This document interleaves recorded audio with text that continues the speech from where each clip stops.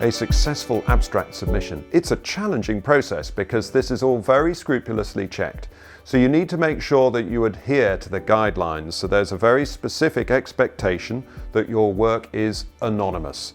It should not be possible to identify at all from your abstract where it has come from.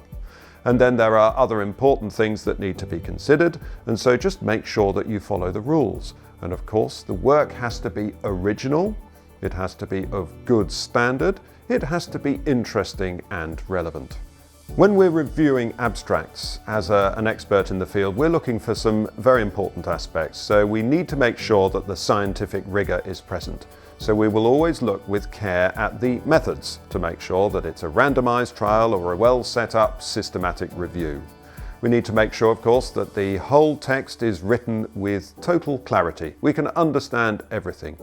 We need to make sure that there is full ethical process, that the governance is applied appropriately. Look at the submission guidelines. There's only 2 pages to read, so it's not exhaustive.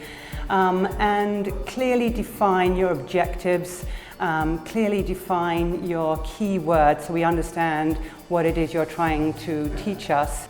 And then in the results you should tell if it's about the treatment, for instance, you should tell about benefits and harms and tell something.